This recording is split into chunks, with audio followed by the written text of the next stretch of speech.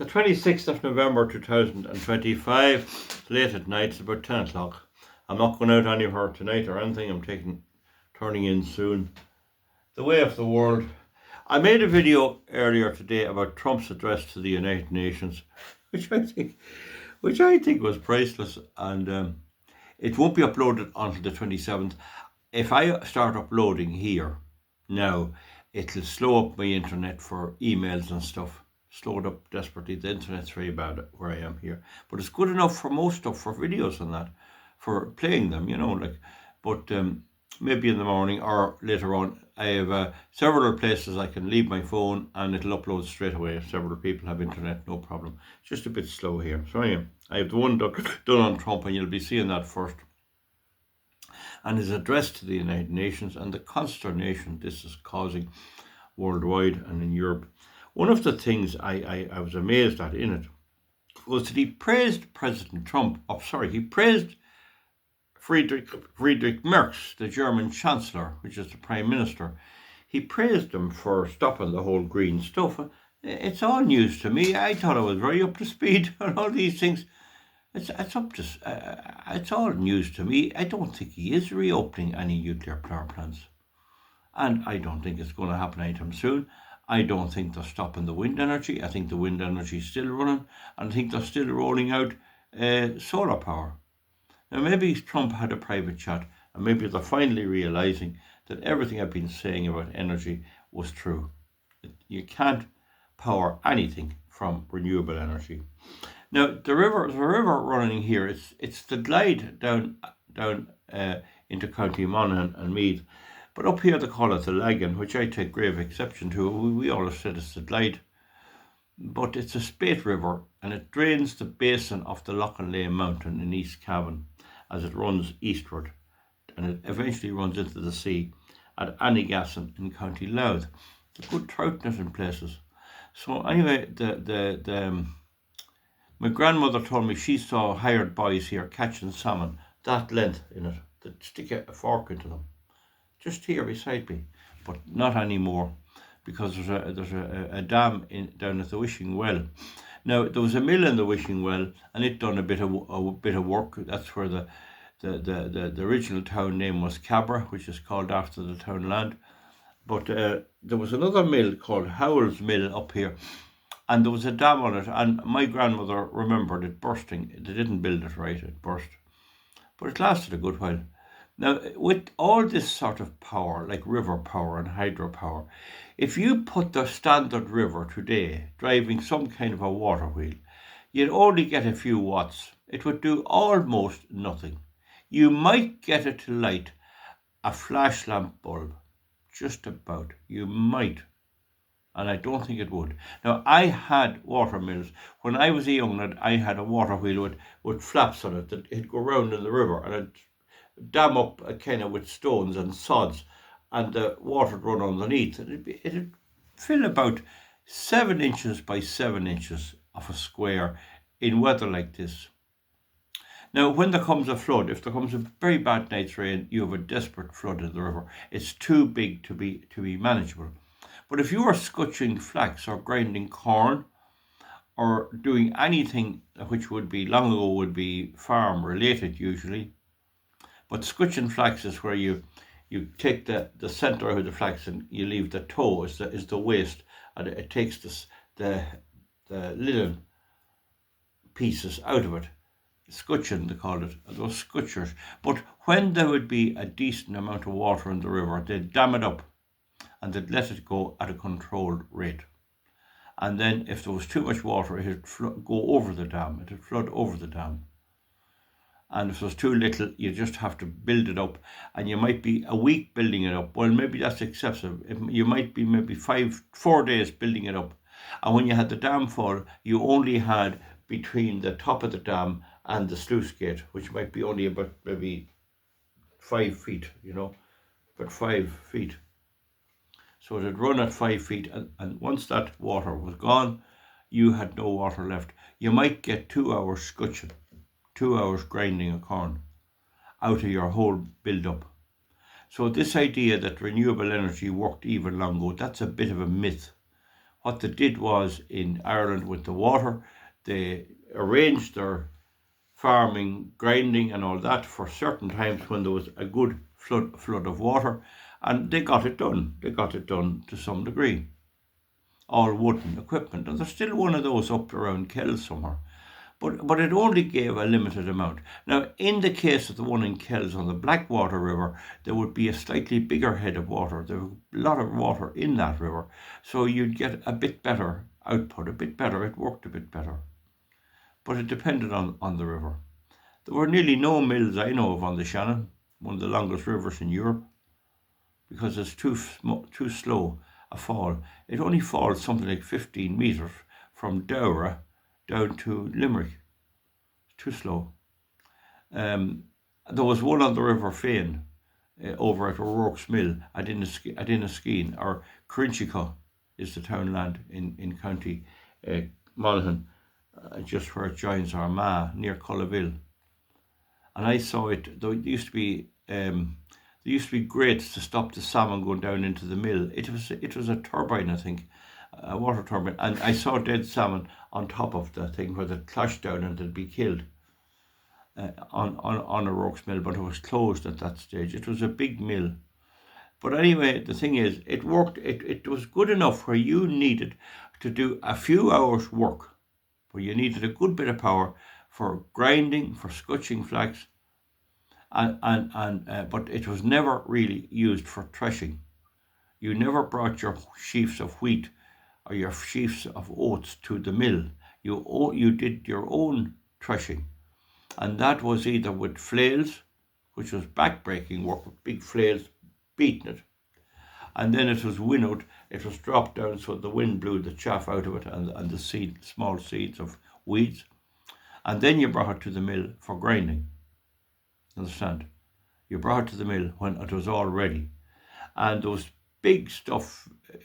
I think it was Geoffrey Chaucer.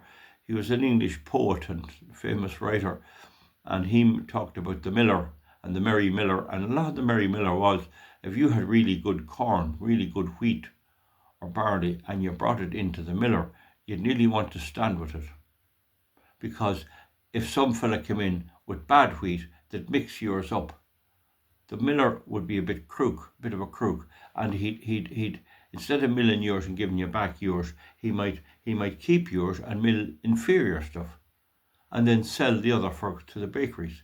So you had to stay with him, but that was difficult, because if there was no water, if the water ran out, what were you going to do? You were hardly going to stay there all night.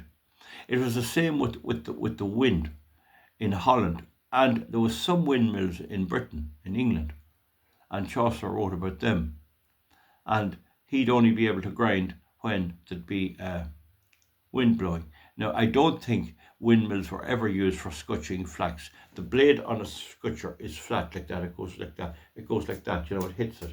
The blade on a threshing mill is a drum. It sort of spins around like this, and it hits it here. There's beaters on it.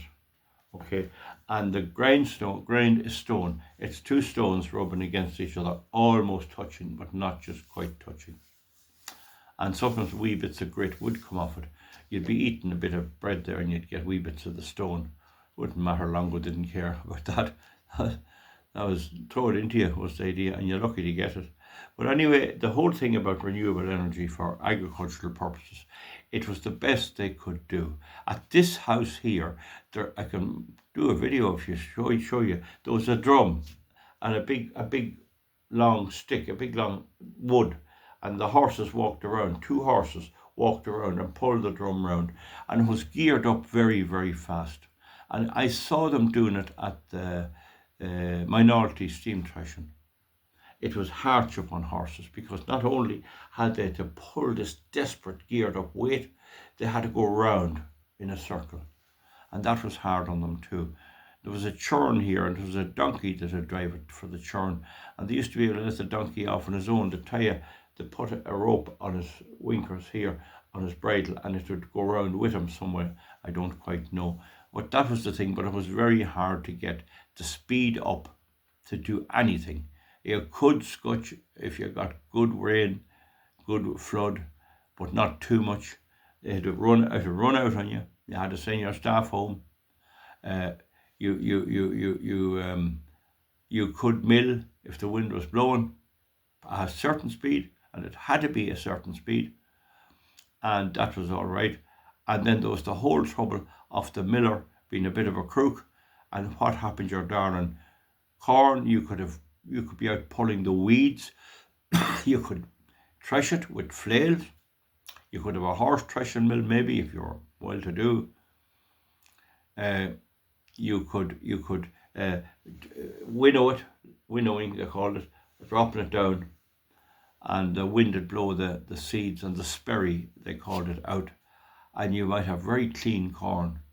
And the problem was to make sure that the stuff that went in was the stuff that came out, and that was not always possible. And some of them were crooks. That was known about. That was well known about. It was always a problem with millers. Now, Howell's mill was the one up here for the scutcheon. It was different with flax.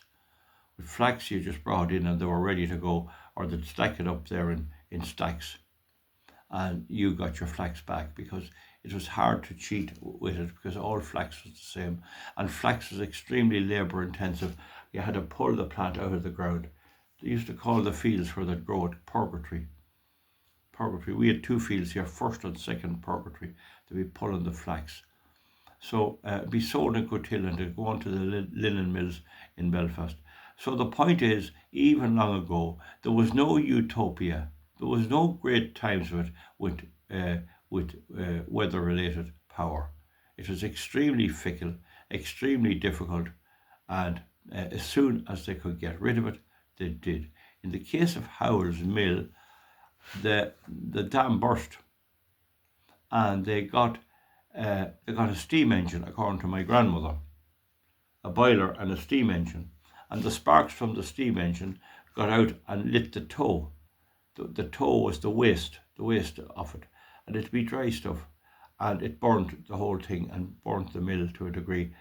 Then some said they had some kind of an internal combustion engine. I don't know, but the fuel engine, the whatever type they were, whether they were the Airlie in Crossley engines or the internal combustion engines, you'll see them there online.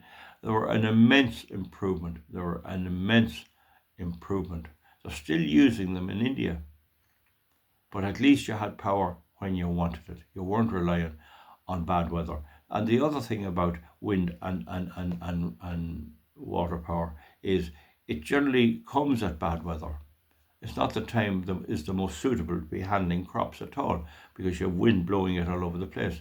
Whereas with the engine, you could have a nice day and say, right, we'll do a bit of grinding, or we'll do a bit of scutching. And indeed, you'll see there online steam traction engines, and engines that were pulled by horses driving threshing mills, usually Garveys, Ransom, Sims and Jeffreys, and they had them in America as well. So the advent of power from internal combustion engines, from fossil fuel, from either coal, which was the steam engine, or from oil, etc., that you would bring around, was a huge advance, and it took a lot of the labour out of producing food. I often heard them saying in this house, the whole land was used to feed the horses. To feed the horses, you had to give them oats and everything, and sometimes they'd join with neighbours, and neighbours wouldn't mind wouldn't feed their horse as well, and their horse wouldn't pull as well as our horse, and all this sort of stuff way back long ago. So that's the thing. So what really is Trump is on about in his address to the United Nations is what I've been saying. You can't unwind the clock with renewable energy. You cannot go back from all the wonderful ways we have of powering our society, on our farms, on our food production. You can't go back to some system where you're relying on the wind and the weather, because the proof of that is you can't use any of these on their own. There is nowhere, except very minor places in Scotland, where they have hydropower, and that's only when there's good rain. I mean, it's dry now today. There's very little water in the river down there. You'd get, at the very best, you get about 4 watts out of it. You'd light maybe 2 flash lamp bulbs, or maybe 1 headlight bulb of a car. if you had it lined up right. That's the best you would do. And then you see them, oh, there's a new water wheel, it's great. And there's always some new thing to push what is a scam. You can amend a scam all the ways you like, but you can't get away from the fact that it is a scam. The windmills, 20% of the time, they give power. So how can you run a grid system on that? Does anyone explain that? The solar, there's none in the night time. There's none most days in Ireland. So this technology is 100 years old, and people just went away from it and threw it there. But governments and naive governments and voters try to drive it back, and they think this is going to go back to the rain, the water, and the wind. And that is impossible, absolutely impossible. And then the idea that they can power the cars, the electric cars and the buses from the wind. I mean, that's just another fakery, another fakery. When I talk about electric cars, I might say this again sometime. I know of a very big taxi firm. They had 3 electric cars in their fleet of about 12 vehicles, and they're down to 1. They're not buying any more. They're not successful. They can't go anywhere far. And that is a problem any taximan will tell you, although there are some of them in Dublin, operating in Dublin. But even the taximen in Dublin will tell you when they get a call to go to the airport, they have to be very careful. If they don't have enough charge, and they very often do from the city centre, they have to refuse it. So the refusing work. And the other thing is the Nissan Leaf battery has a 7-year warranty. So after 7 years, you have no warranty. Now imagine if my Caddy van only had a 7-year warranty, or only had 7 years to go. I don't need a warranty. There's no batteries to go bottom up on it. But with an electric car, it can go completely. Now the warranty for the Nissan Leaf is subject to 4 cells going in the battery. 4 cells. Now, when 1 cell goes, your battery performance goes down, your charging is limited. When 2 goes, it's slightly worse. When 3 goes, you have poor performance. But you will not get a new battery until the 4th actually goes. And a lot of them are going down to 2 and sometimes 3, and you have no redress whatsoever. This is never told to you. The lies they tell about renewable energy and green cars and electric cars, it would walk, they're that bad. But that's what's happening. The taxis are turning away from them. The one big taxi company man told me, I'm afraid to tell you, diesel is the only way, diesel is the only option. And that is the fact, whether it's agriculture, road transport, or anything else. That is an absolute fact. A lot of the towns, like Mullingar, are now satellite towns for Dublin, which says a lot about our planning. Why are people driving to Dublin to do a day's work? What kind of planning went into our country before that? But they're doing that. You can't do that with an electric car. There are some people, all right, driving in from maybe Naas and Maynooth. They're doing that a bit if you're near enough and you have charging at work. It can be done. But a lot of them are companies that carry it as part of their green credentials. Anyway, when Putin done his thing, the next thing Europe was facing was a war, and a war has, you often heard the saying, an army marches on its stomach. First of all, they need food, and there's no doubt the farmers are producing the food. We're doing the very best we can, but we can't produce enough of beef. It's mad dear now. Maybe they'll try and bring in South American beef, I don't know. But for now, you can't go any faster, and I'd say they're feeding the troops in Ukraine with Irish beef, I would think. But anyway, people are not able to produce the calves.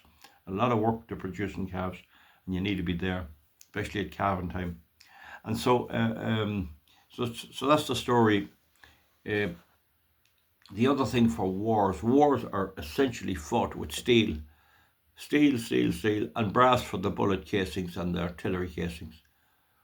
And that requires industry with the sort of equipment I'll be showing you, lathes and milling machines and people fit to work them. And so when Friedrich Merz and Macron decides we're going to beat the Russians, and they have big factories, big industries, big smelters, all burning fossil fuel as if there's no tomorrow, and plenty of it in their own backyard.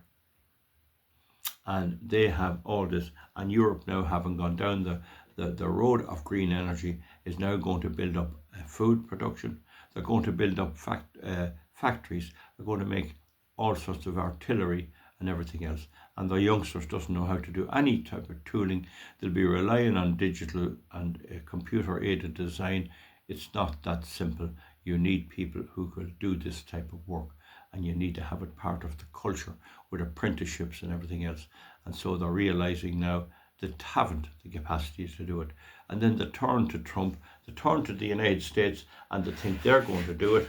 And they have some industry left. They're not just as decimated as we are in Europe. And then, oh, it's you'll bail us out. And this is the typical old way they have it going on. Our windmills are lovely, they're lovely, oh, they're great, but when we're stuck, we'll get it from somewhere else. We'll take it in from Norway, electricity, or we'll take it from somewhere else. This is always the scam. We will not be stuck because our neighbours have fossil fuel. It's very bad, we don't approve it, but they have it. And so you have this situation where the European Union is extending, this is October, there's October, November, December, so that's 12 or 15 months until they ban Russian oil and gas, and I don't believe they will ban it at all. Trump is saying, stop it now. How can you justify buying Russian oil and getting the United States to sanction Russia and sanction India and sanction China when you are buying it yourself? It doesn't add up. And these are the lies that our entire renewable energy business is built on. All lies, and I've been working very hard to expose it. I never took it too serious. I took a few court cases, but I never took it too serious. I pointed out that the SCA is not being done. And that's the thing, the strategic assessment is not being done. And then I sit back and let the whole lot collapse around their ears. Now, I saw there about there's some big building going on in Germany. There's a shortage of houses, and some big fella is going to build huge, big buildings, flats and apartments in some part of Germany. And they've now discovered that there's a rare frog breeding in the marsh. There's a rare species there. And now he's given out, they're held it up till we see what we're going to do with the frogs. And they took them away to somewhere else, and the frogs came hopping back again. And there's a racket. And you see, if the SCA was done, if the strategic assessment was done, it'd be public participation. So some person could write in and say, by the way, there's a frog there. I have photographs of it here. Come out and look at it. And then they'd include that in the assessment. And so before there'd be any kind of clearance for planning permission or zoning, the frog would be handled. And if the frog was a serious blocking mechanism, they'd end the whole thing. But when they don't do the SCA, they'll leave it until they're ready to dig the ground, and then, look at the frog. This is what happens when you don't do the proper assessments. There's some other example of it. I just can't think of it at the moment. I saw it the other day there. I read it in the paper. Some other thing cropping up. And this is what you're going to get. There'll always be something that if it's not done properly, whereas if you did the assessment, you'll have that covered, you'll have it written off, you'll have a part, they might design it, they might zone a little bit round the frogs and not kill the frogs or whatever. They can do that. But when you don't do the assessment at all, you're nowhere. You can't deal with it. And this is why they're caught with their trousers down with the war and everything else in Russia. They're caught because they never did any assessment. They never provided for any security, any defence or anything else. They had all the money going on climate change, all the money going on destroying nuclear power plants, all the money going on old green junk, which is a scam. And now they have it, and what are they going to do? If the Russian oil is stopped, and if they're short of fuel, it's lights out. It's lights out. I was just filling an engine there with oil, a little engine I have with diesel oil. I'm just looking at the diesel oil going in, the green diesel, and a froth on it. It do you good. Like you can nearly smell and see this raw energy that's in there. Like that much. That's a little speaker. That much diesel would thresh 2 stacks of oats, 2 stacks of corn. Take a horse a full hour, heavy going, pulling, and he'd eat the half of the stack. Whereas with the fuel, it's stored energy. You don't need it. It was a great development, and it expanded the whole world. It made the Second World War possible, but it also allowed for food production and for human populations to expand and to get out of drudgery. And the next thing, as soon as we're out of it, they're deciding we'll stop it. They can't do that, but they can bankrupt countries by trying to do it. So we'll see you back, folks, on that. This thing about renewable energy, it's very important to get a sense of a proportion. This was tried back in the 1700s, in the 1600s, and they wish they could get a better way of doing it. And when we get a better way of doing it, they try to go back to what they were doing in the 1600s, and then they wonder what's wrong. And a classic example is Eamon Ryan's 10 million or 11 million on diesel engines that he couldn't get across the Whistling Bridge. And that's the thing, they're burning 56 lorry loads of that diesel oil to keep the lights on, because the wind energy and the solar energy doesn't perform at all. Okay, we'll see you back soon. If anyone that wants to debate this with me, no problem. I'm only too delighted to debate it. But to have it shut down in the media that there can be no debate. But it's getting to the stage where it's becoming very, very obvious. We'll see you back soon, folks. Bye bye. Thank you. Bye bye.